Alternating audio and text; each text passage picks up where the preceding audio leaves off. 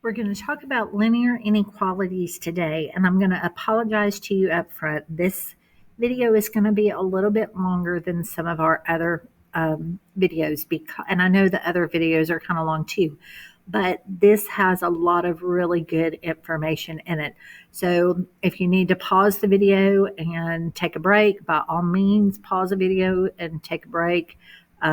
But this is going to be a rather lengthy conversation about linear inequalities. So, the definition of a linear inequality in one variable is stated right here. So, you have ax plus b can be less than c, it can be less than or equal to c, it can be greater than c, greater than or equal to c, as long as a is not equal to 0. So, you've got several examples of some linear inequalities in just one variable. When they say it's in one variable, that means the equation is just x or it's just y. It doesn't have x and y in the same equation. That we will get into in chapter 3, I believe. So, compound inequality is a statement that involves more than one inequality, a compound. So if you notice here, I have two inequality symbols, where up here we only had one inequality symbol. So when you see this, that means that x is greater than -3, but it is less than 5. Or it just simply means that x falls between -3 and +5. It cannot go outside of those values. So any number between -5 and +3 is a solution. All the decimals, all the fractions, even 0. If you were to plug 0 in, -3 is less than 0. That is correct. And 0 is less than 5. So any number that falls between -3 and +5 is a solution for that particular compound equation and is a legitimate value for x. Same thing here. The only difference is we did use an inequality symbol that has the or equals to. So that means that x falls between 4 and it falls between 9, and it can actually be 9, but it cannot be 4. So pay attention to whether I call them key values. And what I'm talking about when I mention key values is the two values on either end. -3 and 5, those are key values, meaning I can use any number between them, but I can't even use those because of the symbols. My key values in the second example is 4 and 9. I can't use the 4, but I can keep the 9 as part of my solution because of the or equals to aspect of that inequality symbol.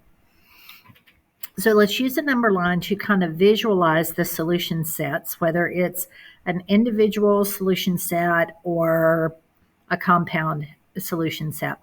So what we're going to do, x is 4. That means 4 is the only number, so you only put a dot on 4. Now, if you want to indicate that x is greater than 4, x is greater than 4, 4 being the key value. So notice they have a parentheses on 4, and then they have shaded every number bigger than 4. Now, a parentheses is used when the number is not included. You still use that key value 4, but you put a parentheses on it because we don't have the or equals to aspect to the inequality symbol. But if you look at the next example, notice that there is a bracket on 4. Now, the reason there is a bracket on 4 is because it is indicated that x equals 4 is included, because this says that x is greater than or it is equal to 4. So a parentheses when it is not included, but you still use the key values in the problem, and a bracket when it is included based on the or equals to component of the inequality symbol. So if we were to graph these for just the solutions, it says just graph the solution set.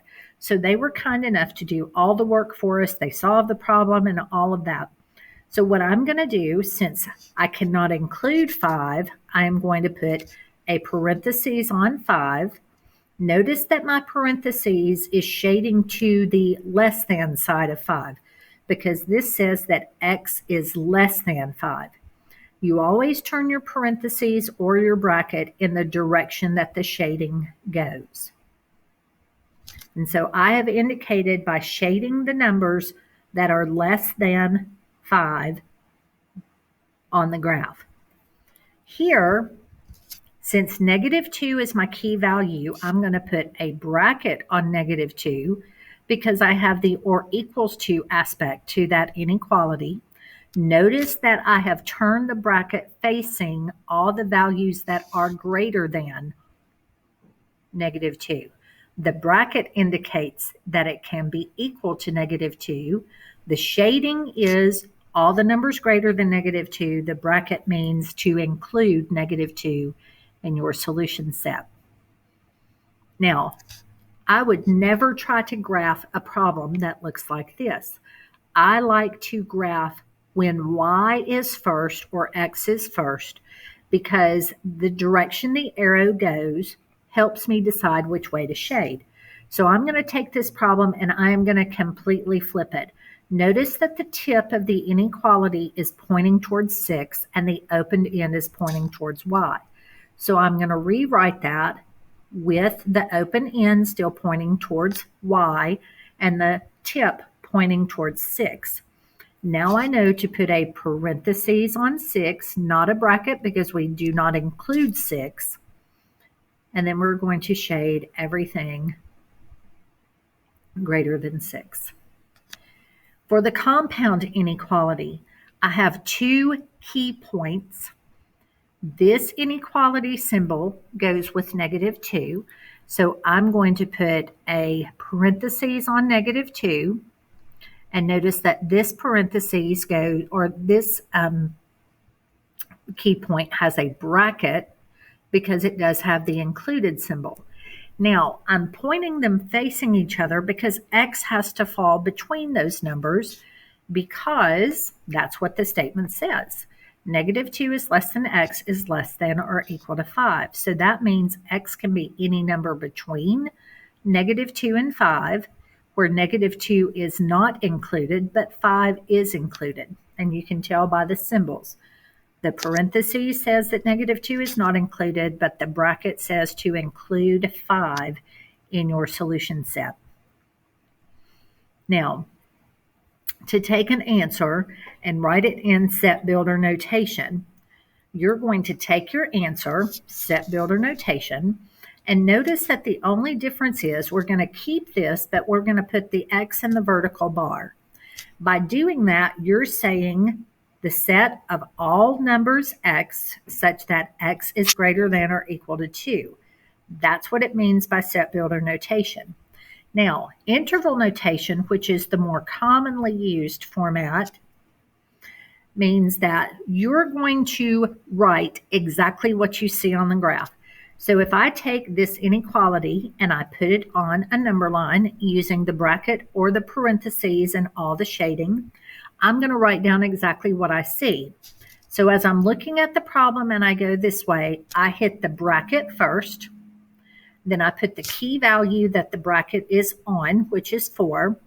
And then I notice that the infinity arrow is shaded. So I go to the infinity arrow and I stop. So the interval notation for that particular answer looks like this. That means that 4 is included and we go out to infinity, which means it never stops. Now, one thing you need to know about either positive infinity or negative infinity, they always get a parentheses. You never put a bracket on an infinity symbol. So in the second inequality that it asks you to write the interval notation, you always read the number line moving this way. So the first thing that I get to that's shaded is negative infinity. And then this graph, the shading stops at 3 with a parentheses. So this is the interval notation that is attached to that particular inequality. And that means that we start at we're doing every number that is less than 3. 3 is not included because of the parentheses on the key value. Now, we're going to fill in the chart. We're going to take the set builder notation, and we're going to graph it, and then we're going to write the interval notation that goes with it. So this says number 5 for all real numbers such that x is greater than or equal to 4. So I'm going to start here with 0, 1, 2, 3, and my 4 goes all the way here. I'm going to put a bracket on 4, and I'm going to shade everything greater than 4. Now the reason I used a bracket is because 4 can be included. When I go to write the interval, I write down exactly what I see. I see a bracket on 4, and I see the shading continuing to infinity.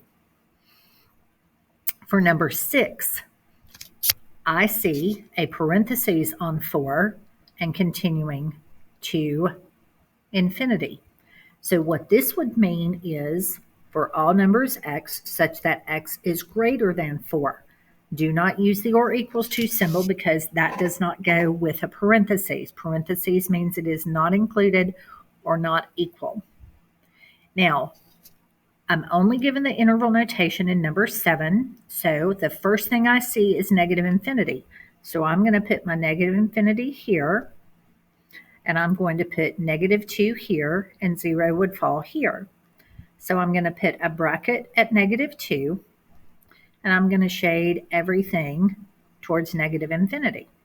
So when you look at that graph, it's negative infinity, and it stops at negative 2. So that graph indicates to me that x, for all real numbers x is less than or equal to negative 2. Now, number 8 is a compound inequality or a combined inequality because there are more than two or more than one inequality symbol. So what we are going to do is we are going to graph what we see. So I'm going to put a parentheses on negative 2. So there's negative 2. 1, 2, 3, 4 is over here. So I'm going to put a parentheses on 2, negative 2. I'm going to put a bracket on 4. And since x is between them, I'm going to shade everything in between. Now, the interval notation that goes with that is exactly what you see on the graph. A parentheses at negative 2 and a bracket at positive 4.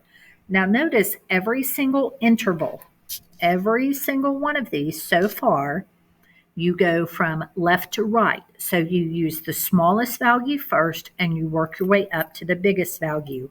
4 is smaller than infinity. Negative infinity is the smallest number, so if that's shaded, you always put that first.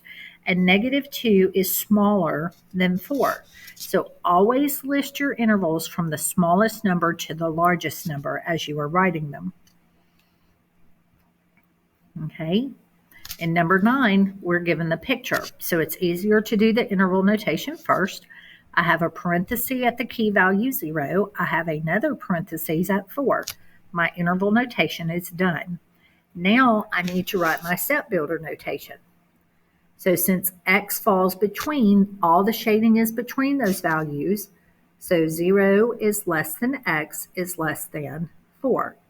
Do not use the or equals to symbol or part of the inequality because you don't have a bracket on either one of those key values. But notice I use the 0 and the 4 in both my set builder and my interval notation. It's the symbols that tell you whether you can include those or you do not include them. Now, the addition and subtraction properties for inequality, it is just like for equations. If you have an inequality problem, you can add the same number to both sides. Same thing here. If you have an inequality, you can subtract the same number from both sides. So let's practice those, and then we're going to solve them, graph them, write the solution set and set builder notation and interval notation. So a lot of stuff is going on. So in order to solve this, I'm going to subtract 3. So z is greater than negative 7. So I have solved it. So your set builder notation is for all numbers z such that z is greater than or equal to negative 7.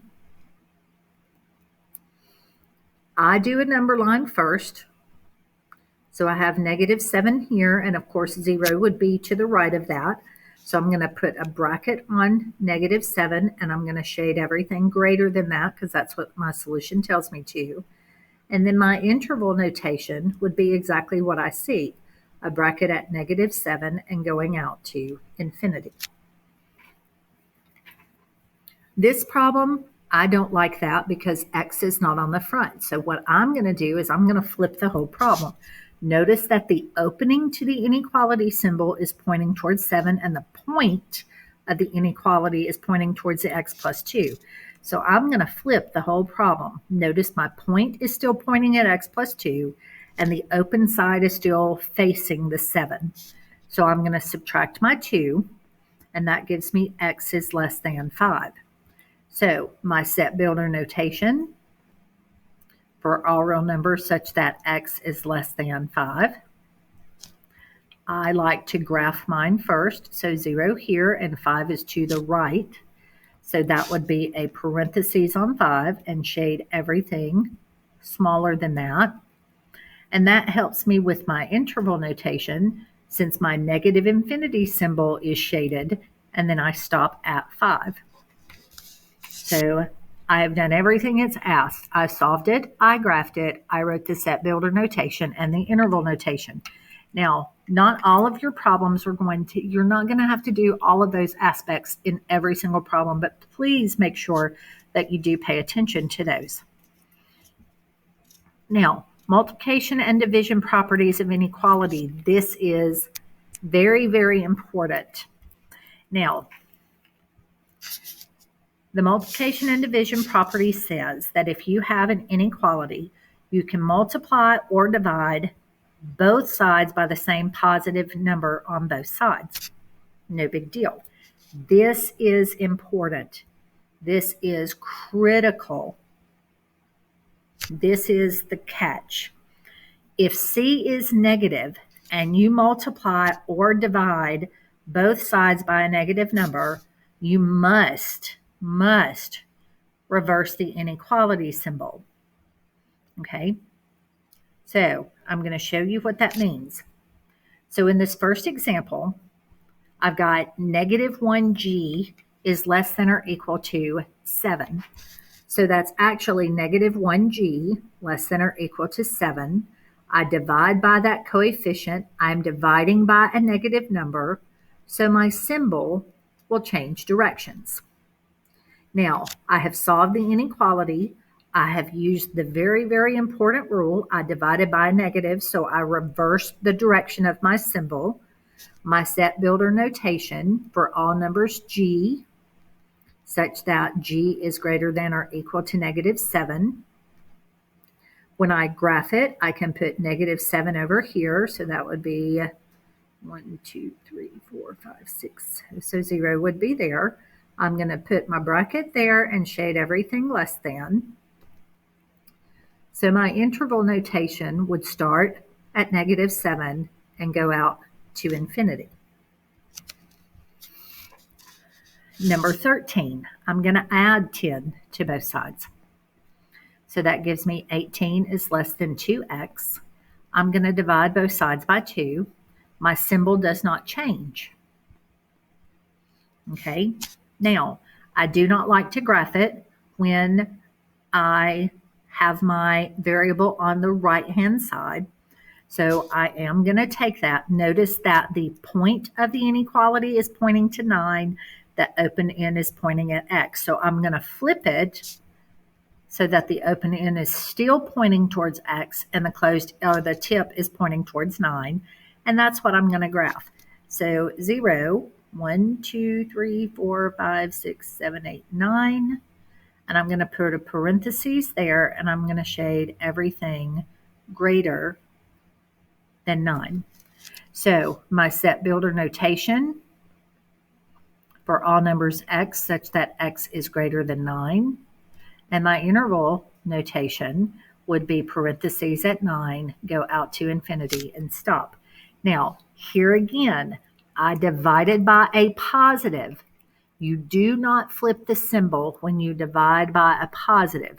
You only flip the symbol when you divide by a negative or multiply by a negative. It does not matter which one. All right, the last two examples that we are going to do, and then we're going to deal with compound inequalities. We are going to add 0.3p to both sides.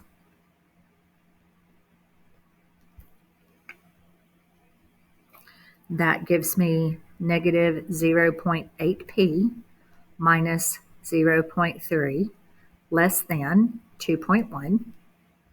I'm going to add 0.3 plus 0.3. That gives me negative 0.8p less than 2.4. And then I'm going to divide by a negative number, so I have to reverse the direction of my inequality symbol. So I have to change the direction of that symbol. So when I graph it, I put 0 here, 1, 2, negative 3 here. I'm going to put a parentheses because of my inequality symbol, and I'm going to shade everything greater than 3. So my set builder notation, all numbers p such that p is greater than negative 3. And my interval notation would be parentheses at negative 3 and go all the way out to infinity. Now, I'm not going to do negative or problem number 15, but if you need to see it, by all means ask, and I'll be more than happy to do that for you during class time. I do want to show you number 16 before we get into the inequalities in the form, the compound inequalities that we talked about a little while ago.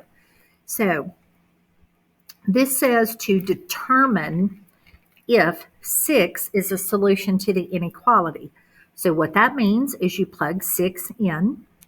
So 3 times 6 minus 1 plus 7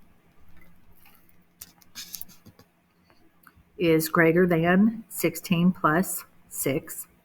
So 3 times 5 plus 7, that gives you 22, is greater than 22. That is false. 22 is never greater than itself. So that means that x equals to 6 is not a solution for this problem. And if you were graphing the solution to this problem, you would not have 6 shaded because it is not a solution. So make sure that all of your shaded answers do actually represent solutions to your problem. Now, inequalities have multiple answers. They do not have just one like the equations do. So the final two examples are representations of the compound inequality where you've got a number less than x less than another number. So where x falls in the middle of the two inequality symbols. So when you have a problem set up like this, to solve the compound inequality, you're going to isolate the variable in the middle. So by doing that, what I'm going to do is I'm going to add 3 to the front, the middle, and the back side. Negative 2 plus 3 is 1. Negative 3 and 3 cancel, leaving x in the middle, and 4 plus 3 is 7.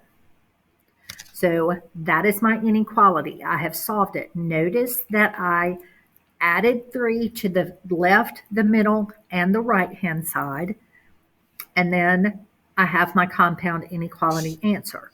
So if 0 is here, 1 would be there, 2, 3, 4, 5, 6, 7 would be here, and I would put a parentheses on 1 and a bracket on 7, and then I shade all the numbers in between because x falls in between those two key values. Now, your set builder notation for all numbers x such that x falls between 1 and 7 is included. Your interval notation would be parentheses at 1, bracket at 7. The last problem, we have 3y in the middle, so we are going to divide by positive 3. Now, When you divide by a positive, nothing happens. So I get -3 less than y less than 4. When you divide by a negative number, that's when you would have to reverse all the symbols. Now keep in mind, we did not divide by a negative, so we do not have to reverse our symbols. So I have 0 in the middle, -3 here, and +4 here. I do not have any or equals to's, so parentheses all around, parentheses on -3, parentheses on +4, shade everything in between. So my set builder notation, all real numbers such that y, because we're using the variable y, not the variable x, don't do what I just did. Y is less, for all real numbers y, such that -3 is less than y is less than 4. And your interval notation would be parentheses at -3 and seal it off with a parentheses at 4. If you have any questions about any of these problems, please make sure that you ask.